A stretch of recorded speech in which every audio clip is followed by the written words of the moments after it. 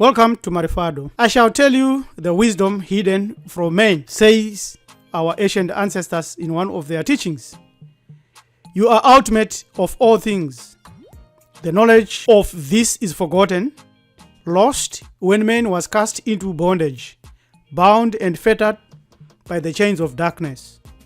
Mighty are they with forbidden knowledge, secretly using their powers, enslaving and binding the souls of men, drawing others into their darkness. Know that the soul is living in bondage, fettered by fears that hold you thrall. Only by knowing you can overcome it. Only by wisdom you can be free.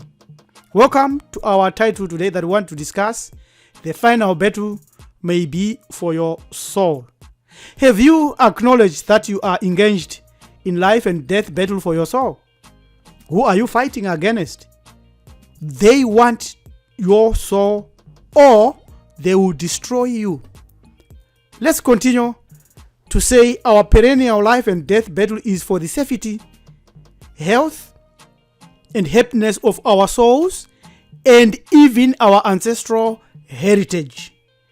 Our melanin dominant physical bodies work well within totemic energy and the waves and ancestral memories.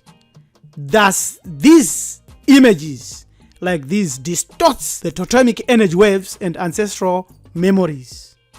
By damaging the nose of the statues in ancient Hammad, it guaranteed the enemy that the car spirit of the deceased ceases to breathe effectively, effectually killing it. Smashing the ears of a statue of a god makes it unable to hear a prayer. A lot of people will laugh at this and say, it doesn't make sense, but shortly you realize what this means, because we are dealing with a spiritual machine. In statues intended to show human beings making offerings to gods or divinities, the left arm, most commonly used to make offerings, is cut off so the statue's function can't be performed. The right hand is often found X'd in statues receiving offerings. This is the battle that we have, spiritual level battle.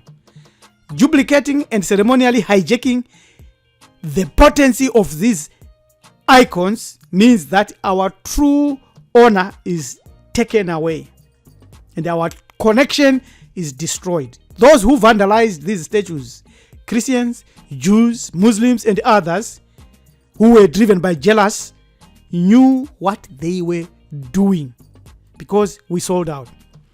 Ancient melanin dominant priests in Africa, Hammad, revealed that it is important for ancestral powers to reside in images of icons of the deceased. Captures our memories. Our ancestral memories are captured here.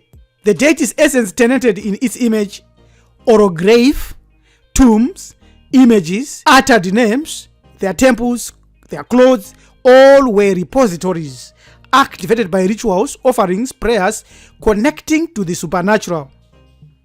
The statues were the interface, the software, the keyboard our soul can use to supernaturally meet the memories and forces of our ancestors into the supernatural world. So we now know who we are fighting against. Are humans trapped in the world of matter? Yes. What actually is trapped in matter, since the physical body is material? It is the soul, the ninefold soul. Our ancient African priest philosophers taught that the soul in humans was composed of 9 main parts: the ka, the kati, the ab, the kaibiti, the ku, sahu, shekem, renyu. And this soul is also trapped in the 3rd dimension universe, which you all call universe, but it's only a 3rd dimension universe. There are infinite universes. And also trapped through intrusive manipulation by religions, by biology, by food, by a lot of other factors. And also by blood and genetics. Your final battle for your soul is against top of the rank witchcraft system, a destructive spirit Our ancestors taught us that this spirit Takat or Uroi Omroi is the lowest spirit in the hierarchy of African spirit, lowest vibration ever. This is an evil spirit that gains enjoyment in attacking everything in human life on earth. It is characterized by destructiveness, negative thinking impulses, vampirical blood sucking, and vigorous sabotage of your soul's experience. This spirit devours your energy by inducing illnesses, pain, death, racial failure, pride, greed, lust, wrath, gluttony, envy, and sloth. You might think that our melanin dominant witches must fight and defend their own race. What you must realize is that all witches operate in the same frequency with other evil-inspired secret societies, covens, and the clubs like the Jesuits, Illuminati, Bohemia Grooves, etc. That is why even our own melanin dominant witches never fight against melanin dominant enemies. Now, we go further now to show that this image of the Bohemian Groove shows the two leaders, Ronald Reagan and Nixon, in 1967, before any of them became leaders. They were being selected. They attended the Bohemian Groove where they were doing all the rituals in front of all and priests. If you think that the elites, when they meet in secret each year, are meeting for the betterment of mankind, you are nuts. We give here a YouTube that you can watch. Dark Secrets Inside Bohemian Groove. You can watch the full-length documentary here. So let's look at the tools global witches are now using, which you must be aware of, so that you can be able to be thrust in the forefront of the final battle for your soul. Do you know that Big Pharma blackmailed Congress in 1982 and their efforts today are global, earthwide? To understand how this happened, you have to turn the clock back to 1982 when the big four drug companies Merck, Wyeth, Ladele, and Connaught blackmailed Congress by threatening to stop selling vaccines in the Americas unless a law was passed giving them complete immunity against prosecution. This is the websites that we are giving. We also put them in our description. Now, on November 14, 1986, President Ronald Reagan, who was a Bohemian Groove attendee, signed a comprehensive health bill designed to promote exports of prescription drugs to compensate children injured by vaccines. You think it's okay, you think it's good, but it's called the tiptoe method, one step at a time towards a certain agenda. Mr. Reagan said, in part, when he was signing this bill, he thought that it will increase the competitiveness of the American pharmaceutical industry abroad, create jobs, foster biotechnology, and aid other nations. Look at that and think of what is happening today. Biotechnology and the other nations receiving vaccines. Think about that. So the question that we are asking here in the battle against our soul, the final battle against our soul, is that who was being protected and is protected? You can go to this website and read more about it. It says President Reagan was under heavy pressure from doctors, drug makers, and parents to sign this legislation. You think so? Now, let's ignore Reagan a little bit and we'll bring him later and ask the question. We know that Big Pharma was the one that was being protected. So who is Big Pharma? We go to the Greek. Pharmakia, where the word pharma comes from, means sorcery, witchcraft, and drug administration fostered by worshipping idols. Pharmacology is drug administration fostered by worshipping modern technology, the biotech we thought of, we had there. So we now come to the point where we have mandatory rules, which are signs of the final battle, which will be for your soul. Maybe you've already lost it. Maybe you are facing it. You will soon face it. Mandatory vaccination without option for other treatments that are not pharmacia-driven is a battle against your soul.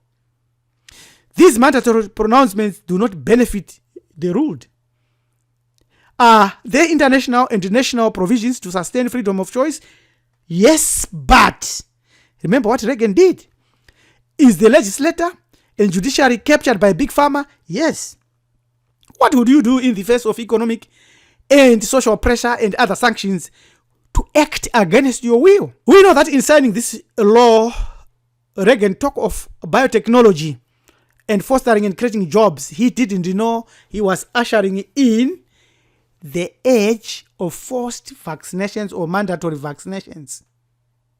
The law and consequences of mandatory vaccination policies. Workers are up in arms. Everyone must fight for freedom of choice because it's there in the Constitution, and the legislature as well as the judiciary are all captured. So we cannot rely on them. Now, from one of the oldest libraries in the world, found in Africa, the Nag Hammad Library, there's a collection of books known as Gnostic texts, Nag Hammad scriptures, found here in Africa. This teaches us more about the forces and the powers that are behind the people that we are fighting today. Government, legislature, doctors and others, businessmen, entrepreneurs. So we are facing Goritoto, Zangaradzimu, Amazimu, Mdzimbundo, Zvipuna, Zvituhwani, Zvidoma, Golem or Sotoma, Tokolosh, here. Nyoka, Njuzu, Zvikwambo, Skwembu, Muroi, Uroi, Shabi, and the Archons. These Archons manipulated our genes for a long time. And they've realized that we are waking up. And they've come back again to now destroy our DNA, which we call our blood. These are the reptilians, the Archons, the aliens, or the greys. This perception of what we are saying here gets more interesting when we understand the information that was provided by the African traditional healer Babu Credo Mutwa in his interview with David Icke, in which he confirmed the arrival of the reptilian entities in Africa called the Chitauri. Very cruel.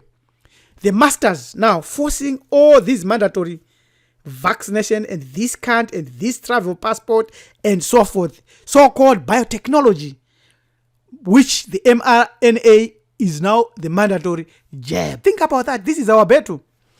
The final battle for your soul is indeed a cosmic one, which demands activation of all your tools at your disposal, starting with the terrestrial totems, your totem of your father and the totem of your mother, and many other totems that you know and your ancestors, so that this can ensure the end of your rebirth of your soul and allows your soul to ascend into a spiritual body, Merkaba. We have spoken about that.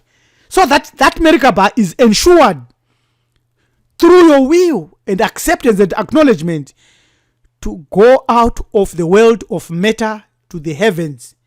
And that you need that guarantee. We explain this a little bit using this diagram from the Gnostic writers.